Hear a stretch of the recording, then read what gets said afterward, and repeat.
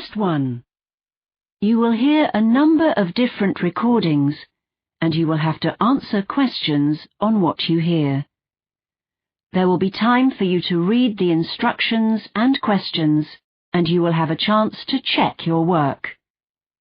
All the recordings will be played once only.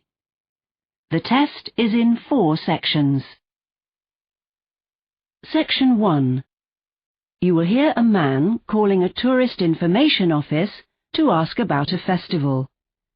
First, you have some time to look at questions 1 to 7.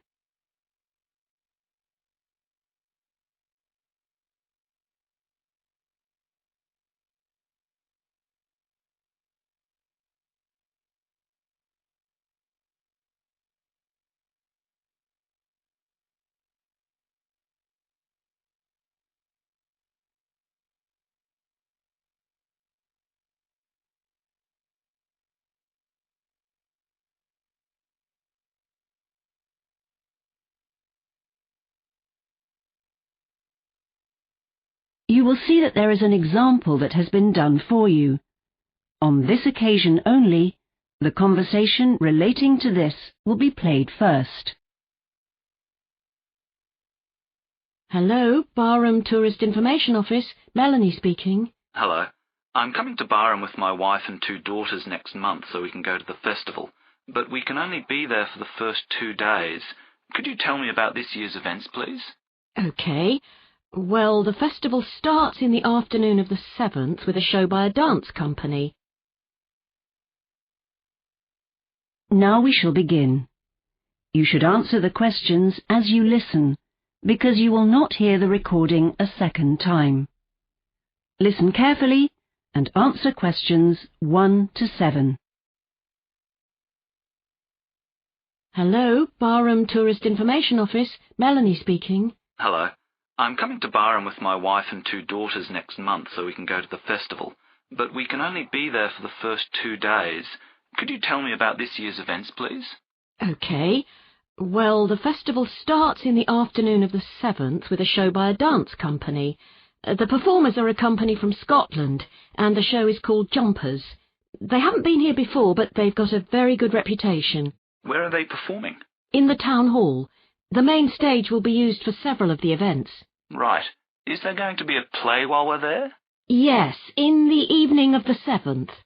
It's being performed by a local amateur group, and it's been written by a member of the group. It's about working for Johnston's, a company that used to manufacture shoes. Years ago, they were the biggest employer in Barham. Thousands of people worked there. It should appeal to all age groups. Good. Presumably that's in the town hall too? No, it's being performed in the building that used to be Johnston's factory. It's been empty for a long time, but it's going to be converted into an industrial museum. Work's due to start on it straight after the festival. OK. I think that'll appeal to my wife in particular. In the afternoon of the 8th, there's going to be a talk by a professor from the University of Barham. I hope it's the same person we saw last year. She was brilliant. It was about the history of clothes, and she said she was doing research into food from the 16th century to the 19th. Yes, that's her topic this year.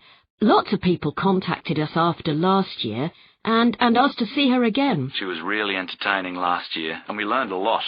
And what was her name? I've forgotten it. Professor Michelson. Michaelson.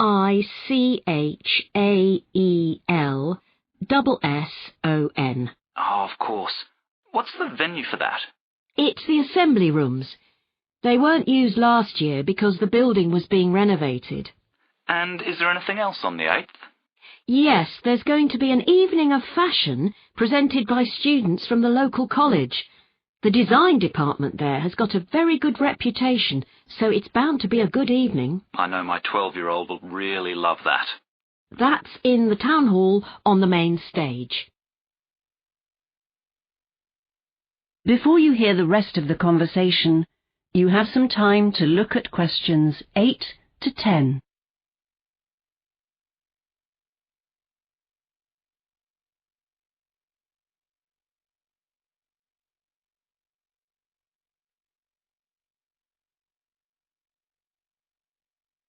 Now listen and answer questions 8 to 10. There'll be some workshops as part of the festival which you may be interested in. Let me see. Yes, 2 of them will be running while you're here. Uh-huh. There's one for children up to the age of 12. You said one of yours was that age, didn't you? That's right. It's a painting workshop where the participants will learn how to use leaves in their paintings. Last year, the same people ran a workshop on using wool in paintings. They were so popular they've been invited back. My 12-year-old is very creative, so I'm sure she'd like to take part. And while she's doing that, the rest of us can explore the town a bit. Oh, by the way, the children are likely to get quite messy. They'll be provided with an overall to protect their clothes, but if possible, they should take their own towel so they can have a wash afterwards. Okay. What about my 15-year-old? Are there any workshops suitable for her? She's very keen on science. She's in luck.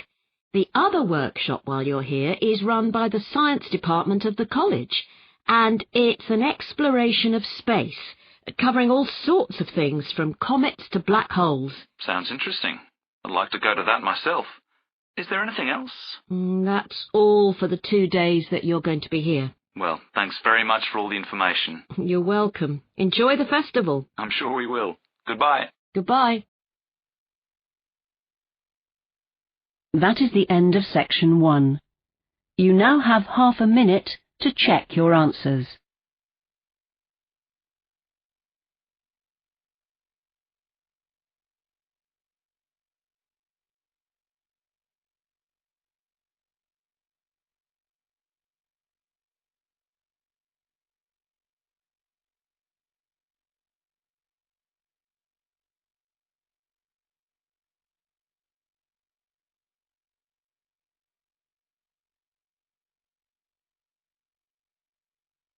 Now look at section 2.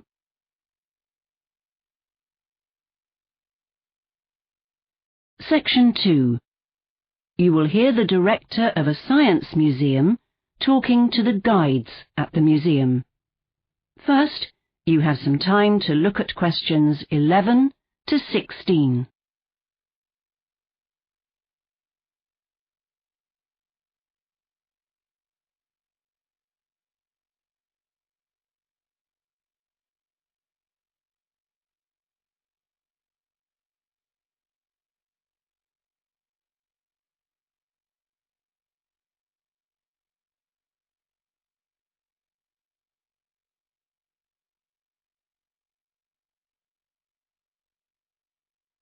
Now listen carefully and answer questions 11 to 16.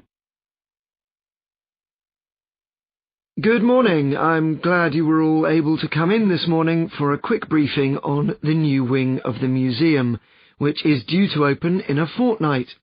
There are 6 new galleries, plus some other facilities, adding about 40% to the total floor area.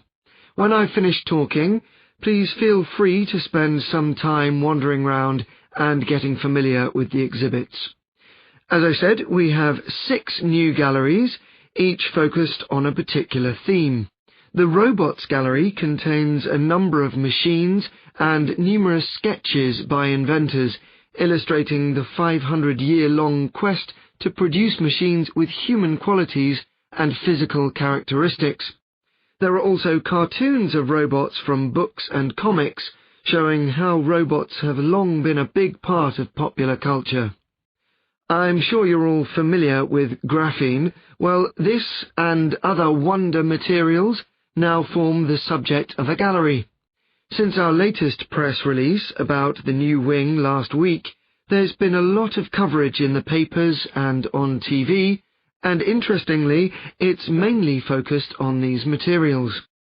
The new Gallery of Inventions That Were Never Made contains models of inventions that never got beyond the drawing board, like the Great Victorian Way, a 19th century project to build a 10-mile-long loop road in London covered in glass. The scale model we made of this a few years ago has always attracted a lot of visitors, and we've moved it into the new gallery. We've also added models of several other inventions based on the inventor's original drawings. The museum has always had an interest in modes of transport, and the new Land Travel Gallery contains a lot of exciting exhibits, including an up-to-date monorail that visitors can go into, though unfortunately they can't travel in it. We've also got a number of related objects on show, from toy models to tickets and staff uniforms, most of them, perhaps surprisingly, donated by visitors. Virtual reality is an area of science that's right at the cutting edge, and so we're planning to publicize it a lot, particularly using social media. This way, we hope to reach those young people who don't think museums are of any interest, but are familiar with virtual reality from video games. We particularly want to show that it has a valuable role in fields as varied as engineering, medicine, and the fine arts. And the last new gallery focuses on the history of forensic science, showing how science is used in relation to law, in particular to solve crimes. And I must say, it's absolutely fascinating. For instance, I was amazed to learn that the first account of forensic investigations was written in China nearly 800 years ago. We're very grateful that a police force has donated their collection to us, as they no longer had enough room for it, and more people will see it here. Before you hear the rest of the talk, you have some time to look at questions 17 to 20.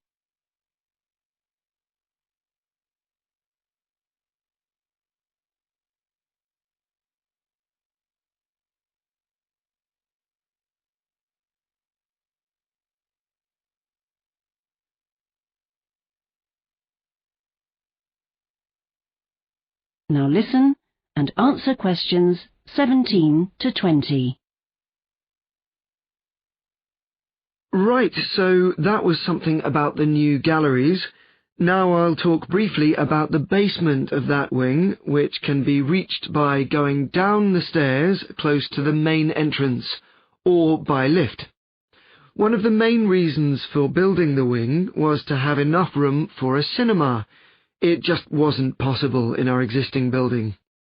When you reach the bottom of the stairs, you'll see a sitting area in front of you. To get to the entrance to the cinema, you need to turn right into the corridor, and the door is on your right. It seats just under 100 people, so it's small enough to feel like quite an intimate space. In the existing building, there's a cafe, as you know, and the new wing has a restaurant, so we can serve meals rather than snacks throughout the museum's opening hours. From the sitting area, the restaurant is along the corridor to the right, and it's the second room you come to on your left. The kitchen is beyond the restaurant at the end of the corridor. Now, the shop, an essential source of income for any museum. Our hope is that by making its door the first one people get to on coming downstairs, they'll decide to have a look round before or after going to the cinema or restaurant. And finally, we've created a larger space for baby-changing facilities than we have in the old building. From the stairs, you go straight ahead, past the sitting area, into a short corridor, and you'll find the facilities on the left. OK, now please go and have a look at them.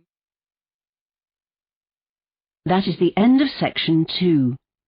You now have half a minute to check your answers.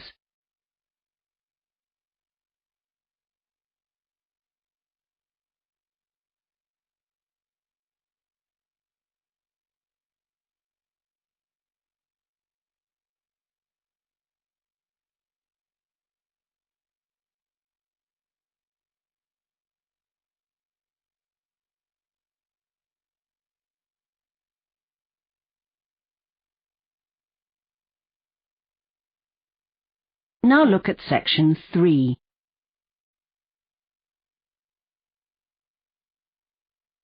Section 3. you will hear two students of theatre studies, called Kelly and Joe, talking about their course modules. First, you have some time to look at questions 21 to 26.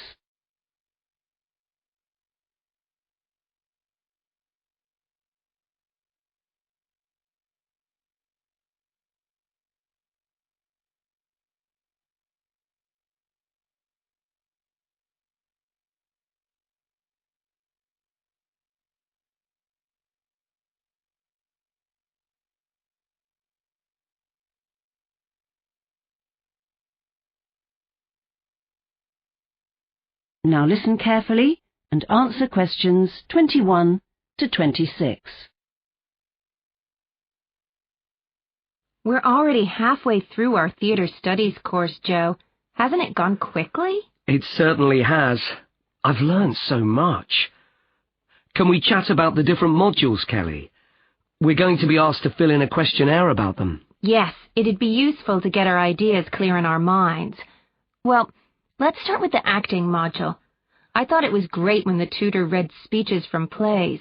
He used to be a professional actor, didn't he? That's right. Yes, I agree. He made me try really hard to be as good as he was, and bring characters to life so convincingly. The whole module made me want to become a professional actor. Yes, I bet a lot of the other students thought the same. I certainly did. What did you think of the directing module? Before we started, I had no idea there was so much involved in directing a play. Nor me. I'd expected it to be all practical, but I learned so much from the books and articles that were recommended about theoretical approaches and about professional directors' experience. Yes, I agree. What about producing? Producers really make it possible for a show to go on stage, even hiring the theatre in most cases. You have to be really practical to make it all work. Yes, it was great that there were a couple of people in the class who'd already worked as producers before beginning the course. Yes, I started making a list of some of the problems they'd had and how they dealt with them. I bet it would make a useful book. I'm not sure I'd ever want to be a producer, though. Nor me. The stage management module was more fun than I'd expected. I didn't know stage managers had so much responsibility. That's right. They're a kind of intermediary between the artistic group, that is, the actors and director on one side, and the technical crew on the other. It must be difficult to keep everyone working together. I'm surprised the tutor didn't put his book about it on the reading list. I came across it by chance in the university library and got some useful ideas from it. Oh, I read it too. I thought it was excellent. I enjoyed the set design module because I hadn't used a computer to design scenery before or built a scale model of my design, both important skills to have. Absolutely. Though I wish the tutor's feedback had been more constructive. I thought she praised our work too much, as though we had nothing more to learn, which obviously isn't true. You're right. And the other module we've had was the history of drama. What did you think of that, Joe? I'm looking forward to next year, when we're going to study particular periods in depth. But it's been good to get the big picture of world drama. Right. So many cultures have created drama over thousands of years. I think it's been good for putting the little I knew about drama into context. The reading list was pretty lengthy, though, wasn't it? It certainly was. Before you hear the rest of the discussion, you have some time to look at questions 27 to 30.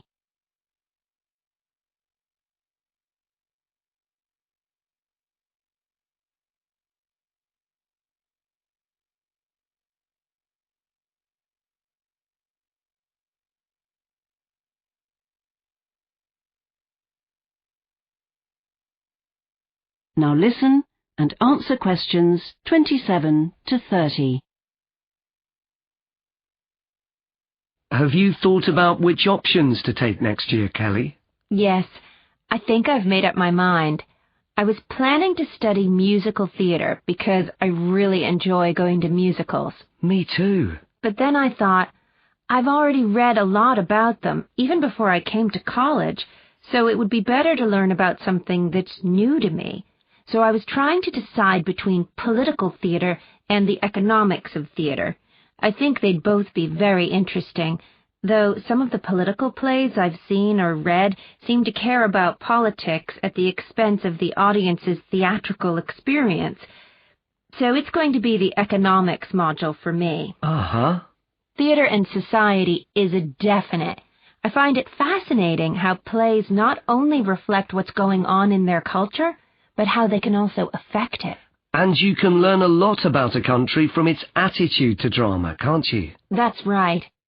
Writing plays is a non-starter, because I'm sure I haven't got the imagination to write, let alone the skill.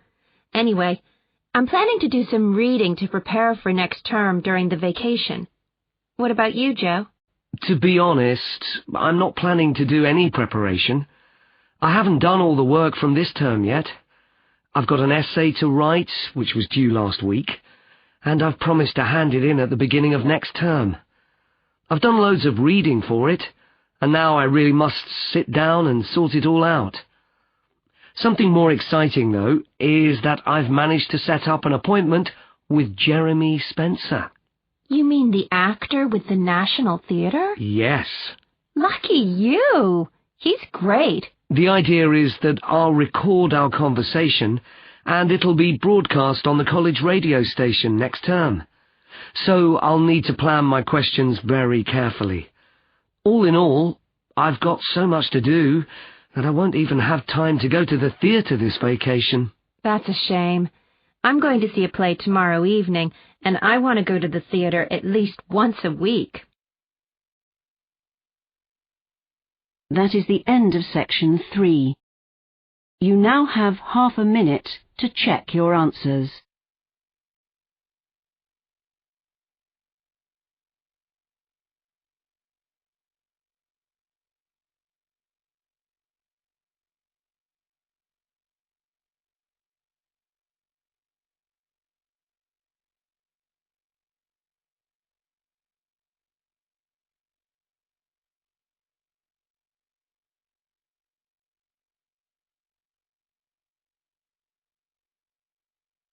Now look at section 4.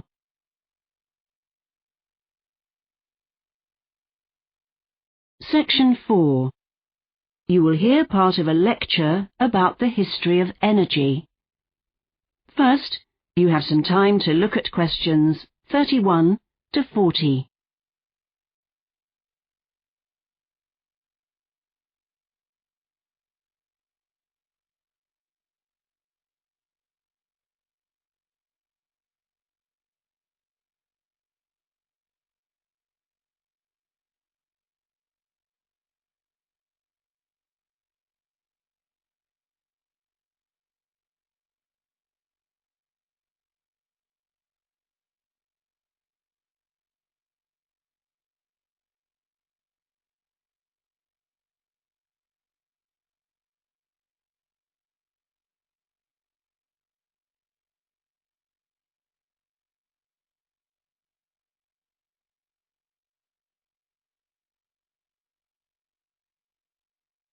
Now listen carefully and answer questions 31 to 40. Imagine a world with no electricity, no fire, no way of travelling except on foot, no machines. That would be a world without energy, and it's almost inconceivable to us nowadays. Over the centuries, by using more energy, we've been able to do more and more to change the environment around us, build better shelters, produce more food, and spend more time on leisure activities. But of course that hasn't always been the case. If we go back through history 50,000 years, no energy was available, apart from using our own strength. We depended totally on that. Then we discovered fire, and found that we could burn wood, animal dung, and charcoal to generate heat.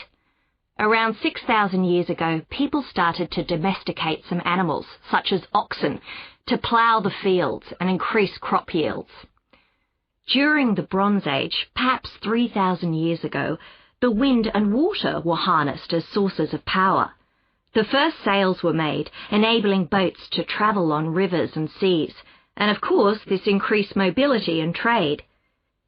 In the first millennium BC, primitive windmills and water wheels were invented, which allowed people to grind grain and pump water.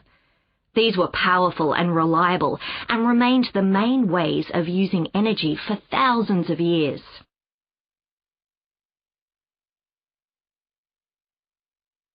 I'm now going to make a big leap in time to the second half of the 18th century, when people discovered the potential of fossil fuels. This led to the Industrial Revolution. Coal had been used for heating for thousands of years, but it was James Watt's development of the steam engine that meant the full power of coal could be harnessed. Stationary steam engines were first used in 1769 to pump water out of mines.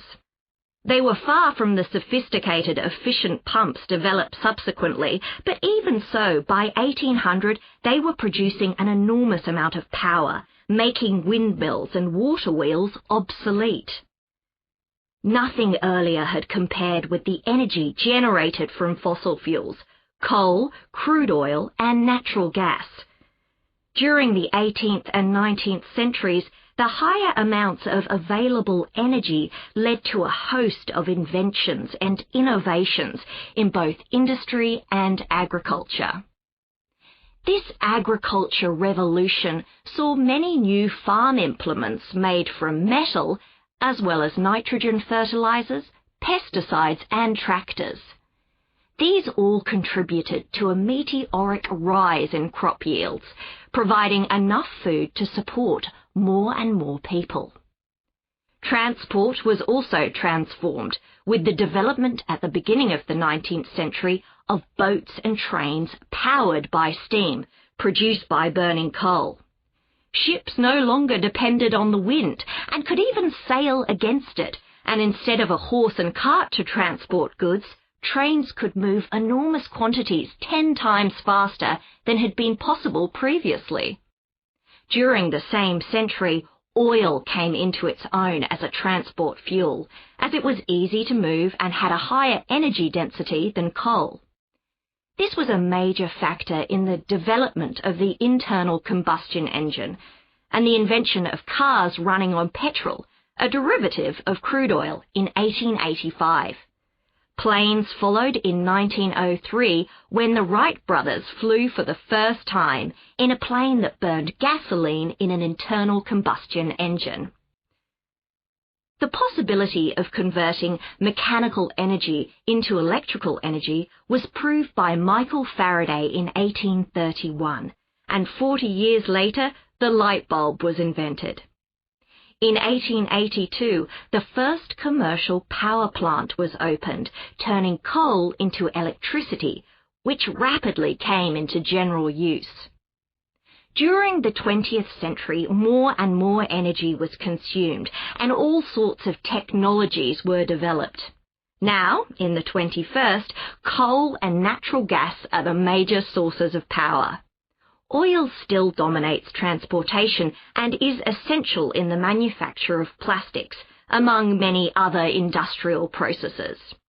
Non-fossil fuels, generating nuclear, hydroelectric, solar and wind power, are growing in use, but still account for less than a quarter of energy use in the world as a whole. All the technologies based on fossil fuels have had both positive and negative effects. They led to a rapid rise in the population and standard of living in industrialized countries. However, we've seen an enormous amount of damage to the environment. Industrialized states are able to dominate weaker ones, and inequality is increasing. Because of the increased availability and use of energy, 2,000 years ago the world could only support about 200 million people. Today, that figure has risen to 7.5 billion, though whether the Earth can support them all is a contentious issue. That is the end of section 4. You now have half a minute to check your answers.